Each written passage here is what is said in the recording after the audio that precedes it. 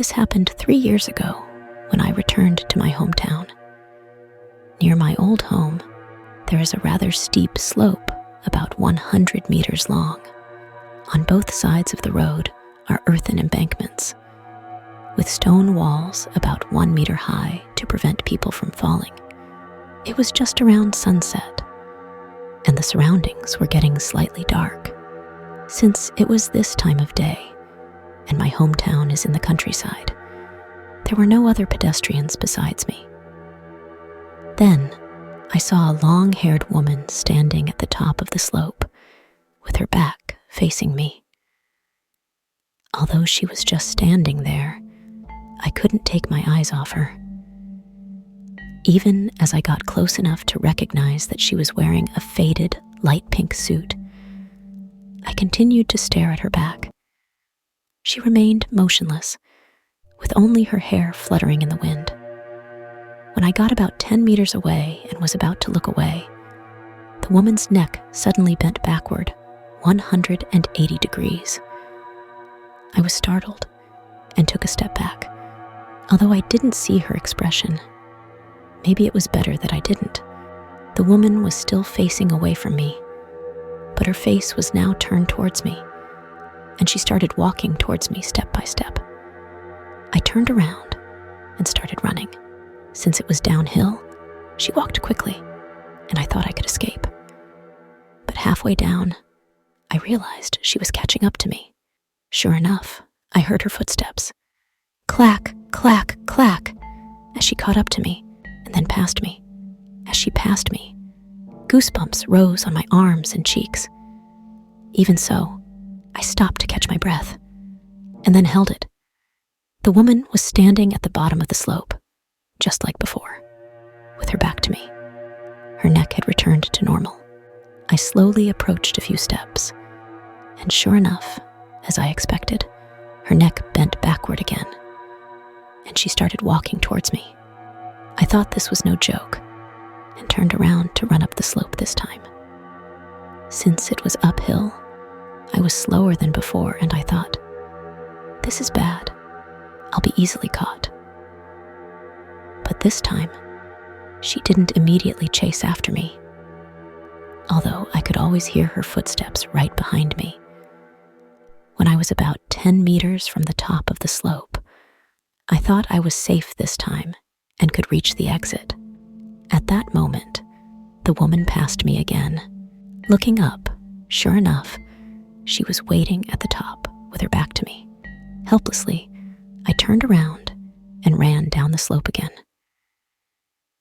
After running back and forth twice, I was exhausted and decided to try another method.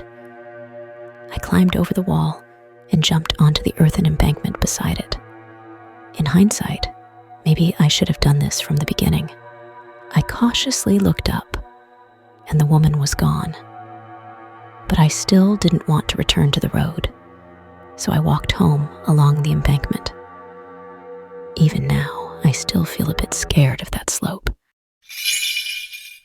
This is a true story that happened a few summers ago in the apartment where I used to live. That day, I was very tired from my part-time job, so I fell into a deep sleep as soon as my head hit the pillow. I remember it was around 3:30 a.m. when I was awakened by a strange sound. The sound was like the mailbox at the door being opened. Creak, creak. I thought to myself, it's too early for the newspaper to be delivered, right? Because I was so tired, I tried to ignore the sound and go back to sleep. However, the sound didn't stop. As the sound continued, I felt uneasy and sat up to look towards the entrance. The room was pitch black, and my eyes hadn't adjusted to the darkness yet. I squinted towards the entrance and saw something moving near the mailbox. A chill ran down my spine, and I decided to get up and walk towards the entrance, where the creak, creak sound was coming from. When I saw the scene at the entrance, I was stunned. A pale blue hand was reaching out from the mailbox, continuously moving the door handle up and down. stood there in terror, unable to move.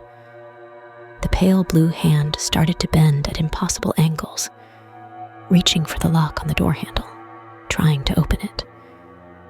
I was terrified and grabbed an umbrella that was leaning nearby, stabbing it towards the hand. I could feel the umbrella piercing into the flesh, but it didn't stop me. Driven by fear, I continued to stab. The hand suddenly retracted, and the sound stopped. I looked through the peephole, but there was no one outside. I thought to myself, is this a ghost? That night, I wrapped myself in a blanket and trembled as I fell asleep. The next evening, I woke up and prepared to go to work. Nervously, I walked towards the entrance and found numerous small round marks on the door. Those were the marks left by the umbrella when I stabbed the pale blue hand. I was sure I only hit the hand and didn't hear metal being struck, nor did I feel it. But the strange things didn't stop there. There were clear footprints outside, facing the entrance, full of mud. It hadn't rained that day or the day before, and there was no mud on the stairs. 2 weeks later, I moved to my current apartment. To this day, I still have nightmares about that night and wake up in a fright. Was it a ghost or a stalker? It was really terrifying at the time. If you want to see my videos faster, please like and subscribe to my channel and press the bell icon to get new video updates.